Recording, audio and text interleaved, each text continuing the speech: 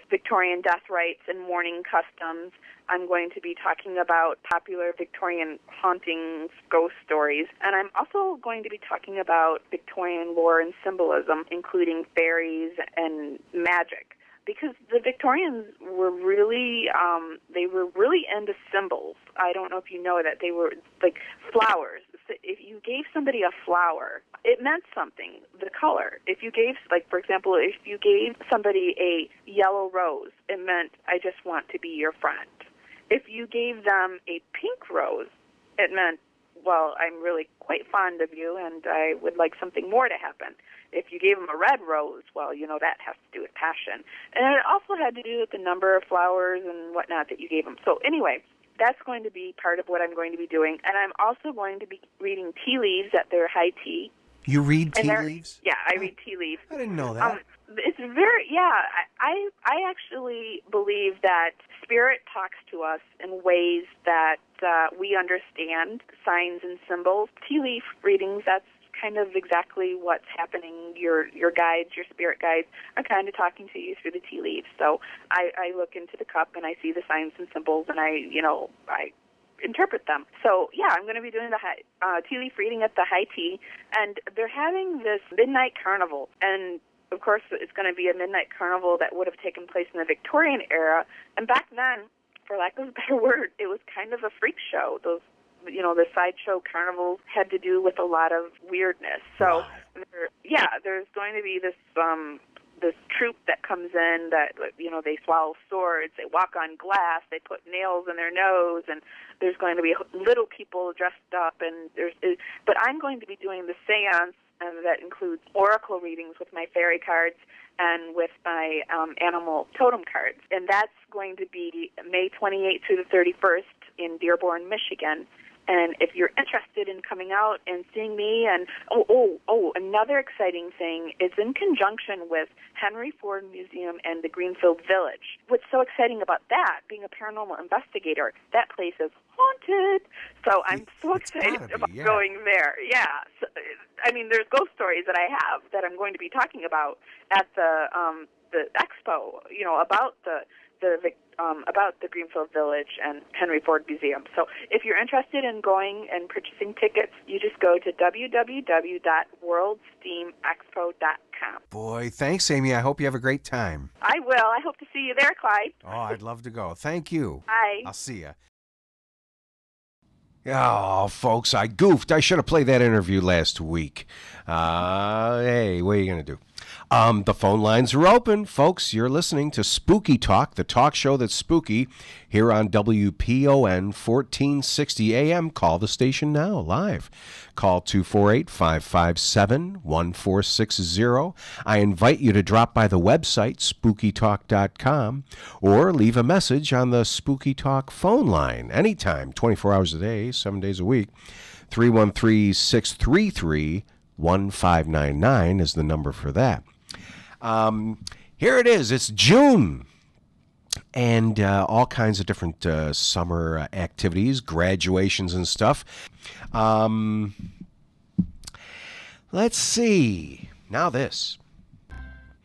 Okay, folks, you're listening to Spooky Talk. Here's a couple calls who are asking questions of me. Let's check it out. Hi, my name is Justin Foster. I've been watching your show for the past couple months, and I gotta say, I've been a real big fan. I don't know, it's very original, very Sumerian kind of style, I have a quick question, though. How did you guys ever come up with the idea to start the show? What were your motivations and whatnot? Just curious, so thank you. Well, Justin Foster, thanks for the question, and I appreciate you saying you guys. I got to say, it's just me, Clyde Brown, your old buddy here, who's the mastermind behind this great idea, Spooky Talk. Well, I love spooky movies, horror movies, and that's where it all started, really, is my love of horror, which branched out into music and art and stuff like that there. I hope it sort of answers your question. Here's another question. Hey, what's up, Creepy Brown? This is James Fader from Ferndale. I'm just calling with a question, I guess. I have 3 pieces of evidence to believe that something spooky is going on at the Detroit Wig Out. Okay, first, you're involved with it, which is kind of enough already. Second, the fashion designer has an entire page on her website dedicated to dead cats. Now, I know that could just be like serial killer creepy, but, that's not saying that it's not, plain old spooky. So now we have the third one, which is that one of the bands playing has a song called Don't You Miss My Ghost. All right. So first, is this enough evidence to even constitute a paranormal investigation? And can wig-related events even be haunted in the same way that houses and stuff are? Get back to me, because I think this is really important. Thank you. Bye. Oh, get back to you. But you don't leave a number or any kind of contact information, but that's okay. Hey, I'm talking to you right now if you're listening.